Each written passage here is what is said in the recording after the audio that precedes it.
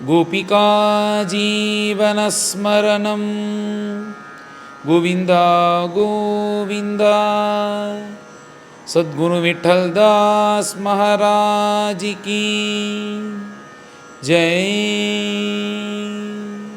పరమ భాగవతోత్తముడైన ప్రాచీన బరిగెసి యొక్క పుత్రులు ప్రచేతస్సులు వాళ్ళు ఇలా రాజ్య పరిపాలన చేసి తన భార్యను తర్వాత రాజ్యంలో ఉండే జనులు రాజ్యంలంతా తన యొక్క కుమారుడైన దక్షుని దగ్గర వాళ్ళు ఇలా అప్పగించి తర్వాత ఇప్పుడు వీళ్ళ పైన భగవత్ప్రాప్తి కోసం భగవద్ధ్యానం కోసం వీళ్ళు ఇలా బయలుదేరుతున్నారు. అలా బయలుదేరి ఇలా పడమర దిక్కున ఉండే ఆ సముద్రానికి వచ్చారు. అక్కడ ఏమిటంటే జాజలి అనే ఒక మహర్షి అక్కడ తపస్సు చేసి భగవంతుని సాక్షాత్కరించారు. ఆ జాజలి ఏ చోట్లయితే తపస్సు చేశారో ఆ చోటికి వచ్చి ఇలా వాళ్ళు కూడా భగవంతుని యొక్క చరణారవిందాన్ని చేరుకోవాలి అని ఇలా అనుకుంటూ ఉండేటప్పుడు ఎదరిచ్చయ భగవత్ సంకల్పంతో అక్కడ నారదులు వచ్చారంట. ఆ నారదులు వచ్చిన తర్వాత నారదులకి సాష్టాంగంగా నమస్కారం చేసి పైన ఆ నారదులను చూసి ప్రచేతస్సులు మాట్లాడేదానికి ప్రారంభించారు.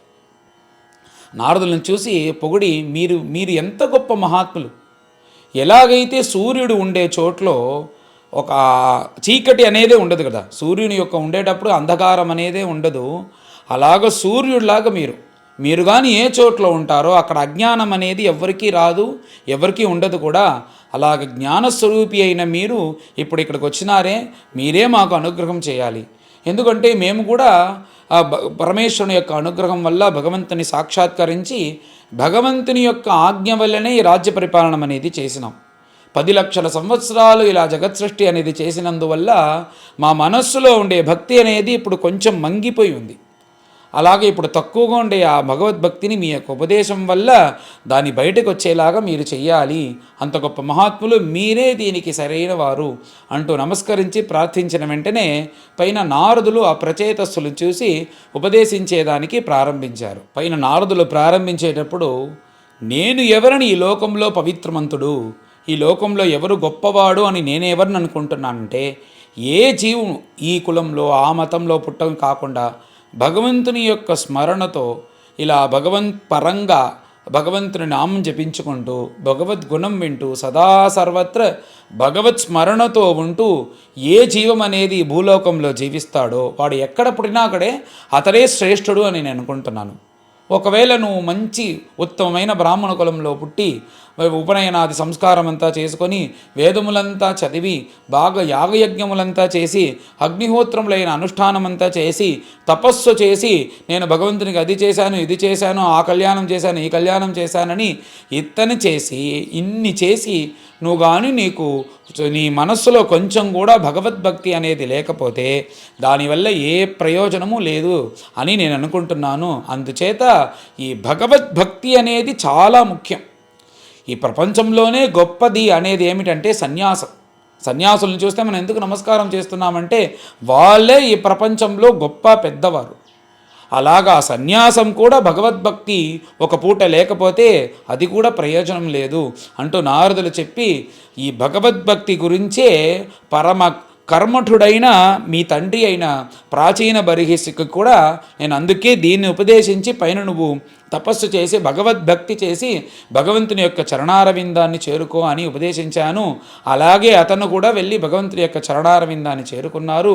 అంత గొప్పది. అందుచేత మీకు కూడా ఈ భక్తి గురించే నేను పైన చెప్పబోతాను అంటే భగవద్భక్తి యొక్క మాహాత్మ్యం యొక్క భగవద్భక్తి మనకు చెప్పించే మహాత్మ్యం యొక్క మాహాత్మ్యం ఏమిటి అని పైన నారదులు చెప్పేదానికి ప్రారంభించారు. అలాగ గొప్పగా భక్తి మార్గం చెప్పి పైన నువ్వు ఏ సాధన చేయాలి ఆ సాధన చేయాలని ఆలోచించడానికి ఏం లేదు నాయనా, దీంట్లో భగవంతుడు ఏమి చెప్పాడో దాన్ని నువ్వు చక్కగా శ్రద్ధగా చేస్తూ వస్తే చాలు. భగవంతుడు ఏం చెప్పాడని భగవంతుడు వచ్చి మనకు చెప్పలేరు, మహాత్ములే సాధువులే చెప్తారు. ఆ సాధువులు చెప్పే విషయాలన్నీ నువ్వు కానీ సరిగ్గా దాన్ని చేస్తూ వచ్చినావంటే నువ్వు తనిగా ఒక సాధనం చేయాల్సిన అవసరం లేదు. ఆ సాధనే నేను భగవంతుడి దగ్గర వాళ్ళకు తీసుకెళ్తుంది. అందుచేత నువ్వు ఇతర దేవతలు ఇంకో దేవతలు వీళ్ళని వాళ్ళ కోసం తనిగా ఒకటి చేసి వాళ్ళని సంతోషించాల్సిన అవసరం లేదు. ఎలాగైతే ఒక చెట్టు ఆ చెట్టు పెరగాలి, ఆ చెట్టు సంతోషంగా ఉండాలి, ఆ చెట్టు ఆరోగ్యంగా ఉండాలంటే దానికి నీరు పోయాలి. మనం నీరు పొయ్యాలంటే మనం ఒక పెద్ద ట్యాంక్ లాగా పెట్టుకొని పైన వర్షం పడేలాగా చెట్టు పైన నీళ్లు పోయాల్సిన అవసరం లేదు.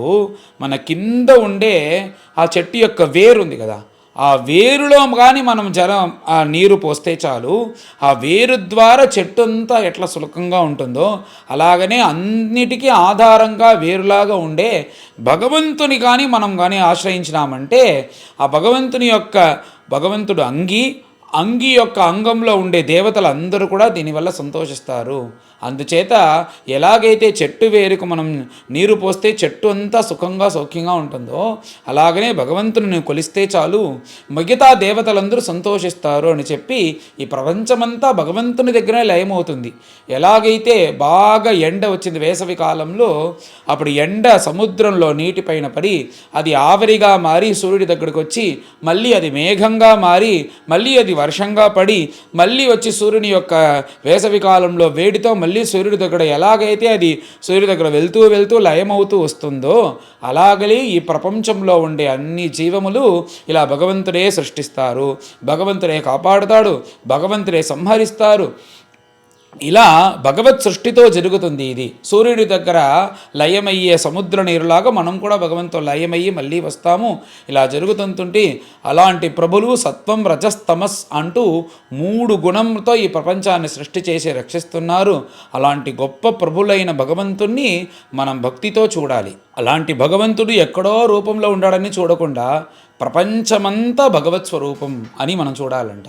అలా ప్రపంచమంతా భగవత్ స్వరూపంగా చూసి అందరికీ నీ వల్ల ఏమేమి చేయాలో అన్నీ చేసి ఎవరి దగ్గర కోపపడకుండా వినయంతో ఉంటూ భగవంతు స్వరూపంగా చూసి భగవంతునికి సేవ చేస్తూ భగవద్గుణం వింటూ ఇలా కానీ నువ్వు ఉండేదానికి ప్రారంభించినావంటే నిన్ను చూసి మొదటి సంతోషపడేది భగవంతుడు.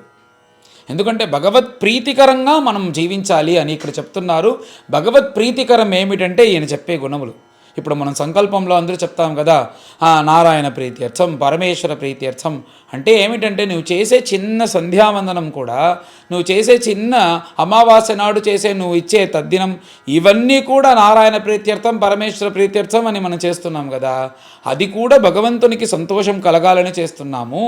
ఇవన్నీ భగవంతునికి సంతోషమే. కానీ అసలైన భగవంతునికి ప్రీతి ఏమిటంటే ఇలాగ నువ్వు జీవించడమే అతనికి అసలైన ప్రీతి. ఇలాగ కానీ నువ్వు జీవించేదానికి ప్రారంభించినావంటే నీ హృదయంలో వచ్చి భగవంతుడు వచ్చి కూర్చునేస్తాడంట. ఇలాగాని నువ్వు ఉండేదానికి ప్రారంభించినామంటే నీ హృదయంలో వచ్చి కూర్చునేస్తాడు. నువ్వు వెళ్ళు అని చెప్పినా కానీ కూడా భగవంతుడు వెళ్ళడు, అలాగ వచ్చి కూర్చుంటాడు. ఎన్ని మహాత్ములు ఉన్నారు. కర్ణామృతాచార్యులు చెప్పేటప్పుడు నీకు ధైర్యం ఉంటే నా మనస్సు నుంచి బయటకు వెళ్ళి చూస్తాం అని అన్నారు ఆయన యొక్క శ్లోకంలో. అని కారణం ఏమిటంటే తన యొక్క భక్తితో ఇలాంటి ఆత్మగుణములతో భగవంతుని ఇలా తన మనస్సులో బందీ చేశారంట కర్ణామృతాచార్యులు. ఇలాగా తమిళనాడులో నమ్మాళ్వార్ అనే ఒక ఆయన తన యొక్క ఇలా శ్లోకంలో చెప్పేటప్పుడు, ప్రభో కృష్ణ, నువ్వు నా మనసును వచ్చి ఇలా ఆక్రమించుకున్నావు, ఇప్పుడు వచ్చి నువ్వు ఆక్రమించి ఇలా కూర్చొనున్నావు, నాకు ఒక పూట నేను విషయ సుఖంలో ఉండాలి, ఇంద్రియ సుఖం అంతా అనుభవించాలి అని ఇలా నేను ఆలోచించినా కూడా నాకు వీలవ్వటం లేదు. ఎందుకంటే నువ్వు వచ్చి ఆక్రమించుకున్నావు నా మనస్సుని. అందుచేత ఇలా వచ్చి కూర్చోన్నావే, నువ్వు బయటకు వెళ్ళు అంటే కూడా నువ్వు వెళ్ళటం లేదు. అలాంటి నన్ను ఇలా ఆక్రమించుకొని నీ వశం చేసుకున్నావే అంటూ నమ్మాళ్వార్ అనే ఒక మహాత్ములు అన్నారు. దీనికి ఏమిటంటే ఇలా మనం ఉన్నామంటే భగవంతుడు వచ్చి మన మనస్సునే ఒక హృదయాన్నే ఒక గుడిగా మార్చి దాంట్లో పీఠం వేసుకొని భగవంతుడు వచ్చి కూర్చునేస్తాడు అని ఇలా దానికి ఏమిటంటే మనము ఇలా భక్తి చేయాలి అంటూ నారదులు ప్రచేతసులకి ఇలా ఉపదేశిస్తున్నారు. ఇవన్నీ చెప్పి మళ్ళీ కూడా ఉత్తమ కుటుంబంలో పుట్టి తర్వాత నీకు మంచి యాగయజ్ఞములు చేస్తూ అగ్నిహోత్రం చేస్తూ నువ్వు ఇంకా దండిగా ధర్మకార్యములు అన్నీ చేసి నువ్వు మహాత్మునిగాను నిందించడం, భగవంతుడి విముఖంగా ఉంటూ నీ కోసం ఇలా నీ ప్రతిష్ట కోసం ఇలా చేసినావంటే నువ్వు చేసే ఏ ధర్మము కూడా నీకు 1% కూడా ఫలితాన్ని ఇవ్వదు. అది చాలా ముఖ్యం.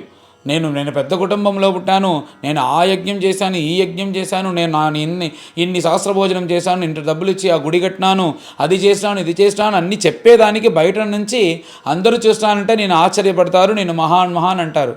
కానీ ఇలా ఉంటూ నువ్వు మహాత్ములను నిందిస్తూ విముఖుడిగా భగవద్భక్తి చేయకపోతే అది నీకు 1% కూడా ఫలితాన్ని ఇవ్వదు అని ఇలా చెప్పి చివరిగా మనం భగవంతుని చెప్పిన వాక్యముల్ని మనసులో పెట్టుకొని భగవత్పరంగా జీవించి ప్రపంచమంతటా భగవంతుడున్నది అని అనుకొని భగవద్భక్తితో భగవద్ధ్యానం చేసి భగవంతుని యొక్క చరణారవిందాన్ని చేరుకోవాలి అంటూ నారదులు ప్రచేతస్సులకి తన ఉపదేశాన్ని చెప్పి ఇదే మీ తండ్రికి ఉపదేశించాను, ఇప్పుడు మీకు ఉపదేశిస్తున్నాను అని చెప్పిన వెంటనే ఆ ప్రచేతస్సులకు చాలా సంతోషం. ఆ నారద భగవంతుని చూసి సాష్టాంగంగా నమస్కరించి, మాకు 10 లక్షల ముందు 10 లక్షల సంవత్సరాల ముందు మేము భగవంతుని చూసి ఎంత ఆనందపడ్డామో ఇప్పుడు ఆ ఆనందం మాకు వచ్చేసింది. మా మనస్సులో ఈ భక్తి అనేది కొంచెం మంగిపోయి ఉనింది. ఇప్పుడు మీరు చెప్పిన ఈ ఉపదేశం వల్ల సముద్రంలో నుంచి అల వచ్చేలాగా పుంఖంలాగా మా మనస్సులో భక్తి అనేది పెరిగింది అంటూ ఇలా సాష్టాంగ నమస్కారం చేసిన వెంటనే నారదులు కూడా వాళ్ళని అనుగ్రహించి అక్కడి నుంచి బయలుదేరారు. ఎప్పుడో మళ్ళీ ఎక్కడో వెళ్ళి తపస్సు చేస్తామని కాకుండా అక్కడే కూర్చునేశారంట తపస్సు చేయటం. పరమధర్మిష్ఠులైన ఆ 10 మంది ఇలా నారదులు ఉపదేశించిన ఆ భగవద్తత్వాన్ని భగవంతుని యొక్క చరణారవిందాన్ని ధ్యానిస్తూ భగవంతుని యొక్క చరణారవిందాన్నే వెళ్ళి చేరుకున్నారు అనేది ప్రచేతస్సుల యొక్క కథ. ఈ ప్రచేతస్సులు ఇలా భగవంతుని యొక్క చరణారవిందం చేరుకున్నారు అంటూ మైత్రేయులు విదురాను అడిగినావు కదా, ఈ కథలన్నీ చెప్పాను. పైన దక్షుడు ఇలా రాజ్య పరిపాలన చేసేటప్పుడు ఆయన కూడా తపస్సు కోసం అక్కడి నుంచి బయలుదేరారు. అప్పుడు వెళ్ళినప్పుడు ఎవ్వరు రాజ్య పరిపాలనం లేనప్పుడు సాక్షాత్తు ఆ ప్రియవ్రతుడు, ఆయన ఎవరంటే ఈ ఉత్తానపాదుడి యొక్క అన్న స్వయంభూముని యొక్క పుత్రుడు, ఆయన్ని పిలిచి రాజ్య పరిపాలన చేయమన్నారు. ఆయన ఎవరంటే గొప్ప మహాత్మ. ఆయన ప్రారంభం నుంచే ఈ విషయ సుఖం వద్దు, కుటుంబ జీవితం వద్దు అని జీవించి విరక్తుడుగా ఉండే ఆయన. కానీ ఇప్పుడు ఏమిటంటే భగవంతుని యొక్క ఆజ్ఞ, బ్రహ్మదేవుల యొక్క ఆజ్ఞ వల్ల రాజ్య పరిపాలనం చేసి అలాంటి రాజ్య పరిపాలనం చేసి మళ్ళా తిరిగి భగవంతుని యొక్క చరణారవిందాన్ని వెళ్ళి చేరుకున్నారు అనేది ఈ ప్రియవ్రతుని యొక్క కథ చిన్నగా చెప్పి పైన విదురవేయిత్రేయ సంవాదం అనేది పూర్తి చేశారు ఈ శుకాచార్యులు. ఇది పూర్తయిన తర్వాత నేరుగా విదురులు లేచి ఆ మైత్రేయులకి సాష్టాంగంగా నమస్కారం చేసి, మీకు నేను ఏం బదులు చెప్పగలుగుతాను, నా హృదయంలో ఉండే అన్ని సంశయములు తీరిపోయింది. ఎన్ని కథలు, ఎన్ని విషయాలు, ఎన్ని ఉపదేశములు, ఇలా గంగా ప్రవాహం అనేది మన కంటుముడుగా ఇలా ప్రవాహంగా పోతుంది. ఆ గంగా ప్రవాహం గొప్పగా ఉందా లేకపోతే మీ యొక్క భగవద్గుణ ప్రవాహం గొప్పగా ఉందా నాకు తెలియలేదు. అలాగ మీరు ప్రవాహంగా మీరు చెప్పిన ఉపదేశములు, నేను ఒక్కొక్కటికి ప్రశ్న వేస్తే దానికి మీరు చెప్పిన కథలు, ఇవన్నీ ఏమిటంటే నా మనసులో ఉండే అన్ని హృదయంలో ఉండే సంశయములన్నీ తొలగిపోయినాయి. మీరు నీ చరణారవిందాన్ని నా తలలో పెట్టండి అంటూ ఆయన యొక్క చరణారవిందాన్ని తీసి ఒక 5 నిమిషాలు తలలో పెట్టుకున్నారంట.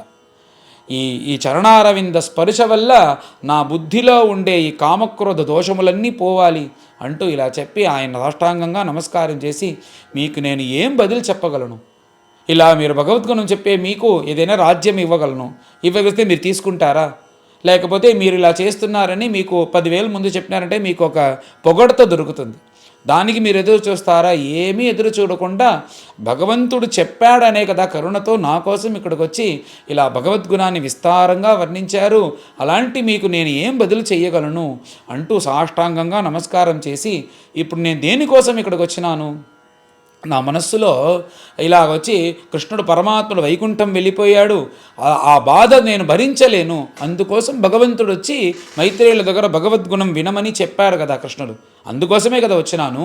ఇప్పుడు నాకు భగవంతుడు వైకుంఠం వెళ్ళిపోయాడు, ఈ భగవంతుడు ఇక్కడ లేడు అనే స్మరణనే లేదు. ఎందుకంటే ఇన్ని ఉపదేశములో సర్వత్రా భగవంతుని చూడాలి చూడాలి అని మీరు ఉపదేశించింది ఏమైందంటే ఎక్కడ చూసినా నాకు భగవంతుడు కనిపించేదానికి ప్రారంభించారు.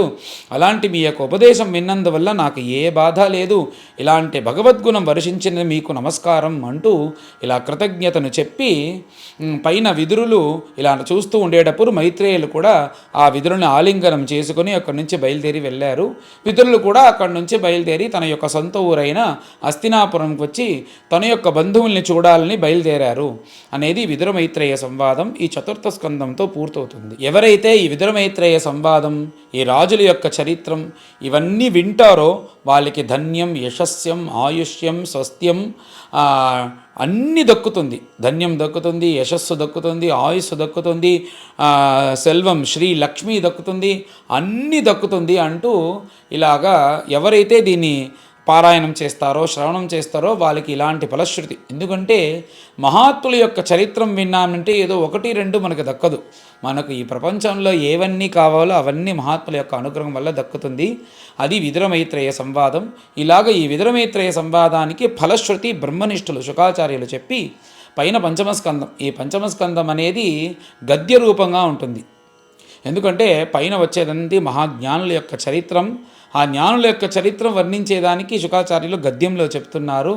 అది గద్యం అనేది పైన పంచమస్కందం ఇవే ఏమిటే అనేది మనం మళ్ళీ రేపు ప్రారంభించేటప్పుడు ఆ మాహాత్మ్యం అవన్నీ వింటాము. అలాంటి గొప్ప చరిత్రమైన ప్రియవ్రతుడు, వాళ్ళ యొక్క కుటుంబంలో వచ్చిన వాళ్ళ చరిత్రమంతా పంచమస్కందం గద్య రూపంగా ఉండేది. పైన మనం రేపటి నుంచి ఆ పంచమస్కందాన్ని ప్రారంభిస్తాం. ఈరోజు అందరం కలిసి పైన మనం ఈ 31వ అధ్యాయాన్ని పారాయణం చేస్తాం. అచైకత్రింశోऽధ్యాయః మైత్రేయోవాచ తత్ర ఉత్పన్న విజ్ఞానాః ఆశ్వధోక్షజ భాషితం స్మరంత ఆత్మజే భార్యాం విసృజ్య ప్రావ్రజన్ గృహాత్ దీక్షితా బ్రహ్మసత్రేణ సర్వభూతాత్మ మేధసా ప్రతీచ్యాం దిశి వేలాయాం సిద్ధోభూత్ యత్ర జాజలిః తాన్నిర్జిత ప్రాణమనోవచో దృశః జితాసనాన్ శాంతసమాన విగ్రహాన్ పరేమలే బ్రహ్మనియోజితాత్మనః సురాసురేడ్యో దదృశే స్మ నారదః తమాగతం తవోత్థాయ ప్రణిపత్య అభినంద్య చ పూజయిత్వా యథాదేశం సుఖాసీనం అథాబ్రువన్ ప్రచేతస ఊచుః స్వాగతం తే సురర్షేద్య దిష్ట్యానో దర్శనం గతః తవ చంక్రమణం బ్రహ్మన్ అభయాయ యథారవేః యదాదిష్టం భగవతా శివేన అధోక్షజేన చ తద్గృహేషు ప్రసక్తానాం ప్రాయశః క్షపితం ప్రభో తన్నః ప్రద్యోతయాధ్యాత్మ జ్ఞానం తత్వార్థ దర్శనం ఏనాంజసా తరిష్యామః దుస్తరం భవసాగరం మైత్రేయోవాచ ఇతి ప్రచేతసాం పృష్ణః భగవాన్ నారదో మునిః భగవతి ఉత్తమశ్లోకే ఆవిష్ట ఆత్మా బ్రవీన్ నృపాన్ నారదోవాచ తజ్జన్మతాని కర్మాణి తదాయుః తన్మనోవచః నృణాం ఏనేహ విశ్వాత్మా సేవ్యతే హరిరీశ్వరః కిం జన్మభిః త్రిభిర్వేహ శౌక్ల సావిత్రయాజ్ఞికైః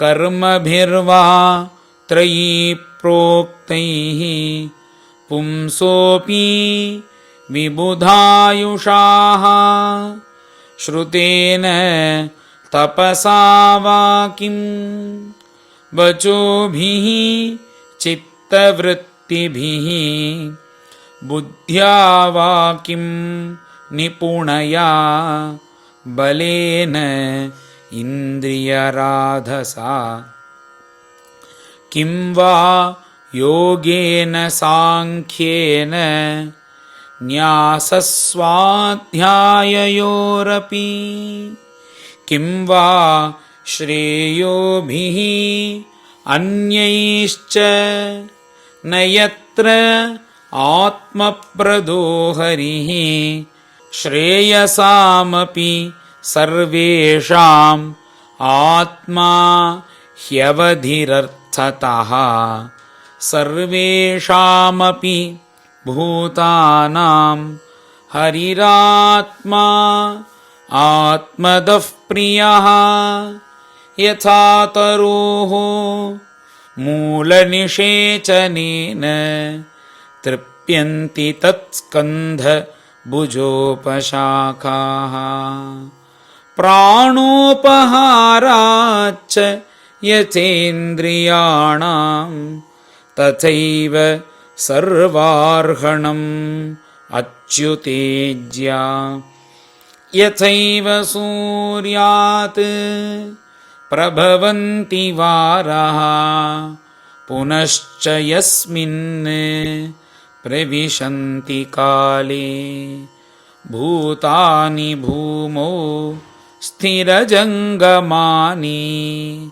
तथा हरावेव गुणप्रवाहः एतत्पदं तज्जगदात्मनः परं सकृद्विभातं सवितुर्यथा प्रभा यथासवो जाग्रतिसुप्तशक्तयः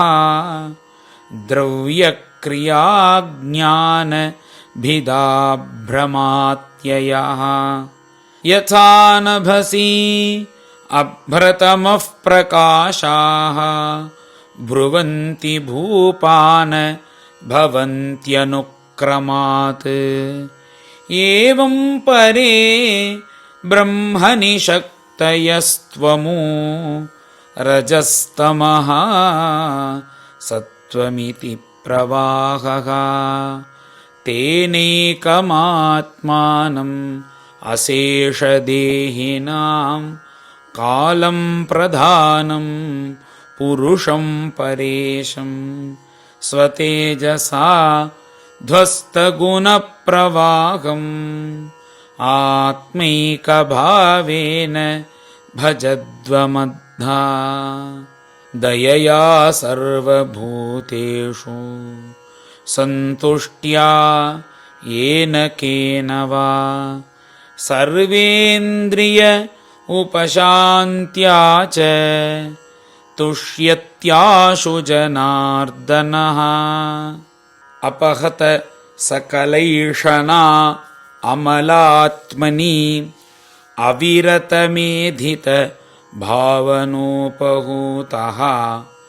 निजजनवशगत्वम् आत्मनो यत् न सरति छिद्रवत् अक्षरः सतां हि न भजति कुमनीषिणां सयुज्यां हरिः अधनात्मधनप्रियो रसज्ञः श्रुतधरकुलकर्मणां मदैर्ये विदधति पापम् अकिञ्चनेषु सत्सु श्रियमनुचरतीं तदर्थिनश्च द्विपदपतीन् विबुधांश्च यत्स्वपूर्णः न भजति निजभृत्यवर्गतन्त्रः कथममुम् उद्विसृजेत् पुमान् कृतज्ञः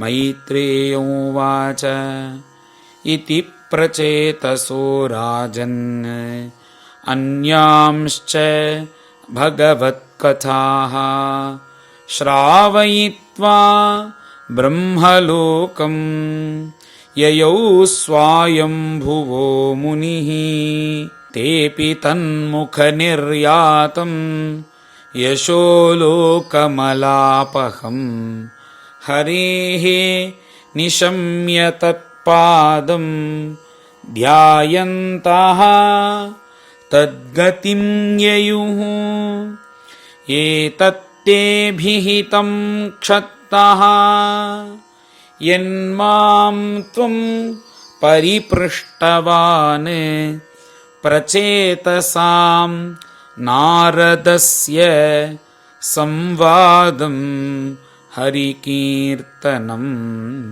श्रीशुकोवाच एष उत्तानपदः मानवस्य अनुवर्णितः वंशः प्रियव्रतस्यापि निबोध नृपसत्तमा यो नारदात् आत्मविद्याम् अधिगम्य पुनर्महीं भुक्त्वा विभज्य पुत्रेभ्यः ऐश्वरं समगात्पदम् इमां तु कौशारविणोपवर्णितां क्षत्ता निशम्य अजितवादसत्कथां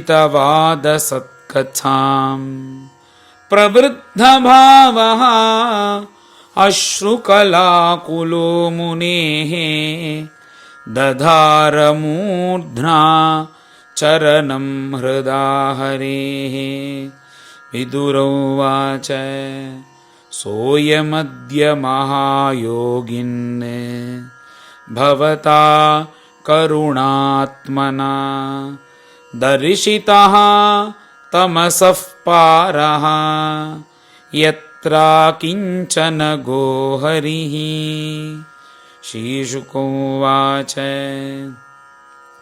इत्यानम्यतमामन्त्र्य विदुरो गजसाह्वयम् स्वानां दिदृक्षुः प्रययौ ज्ञातीनां निर्वृताशयः एतद्यः शृणुयात् राजन् राज्ञां हर्यर्पितात्मनाम् आयुर्धनं यशस्वस्ति गतिमैश्वर्यम् आप्नुयात् श्रीहरये नमः।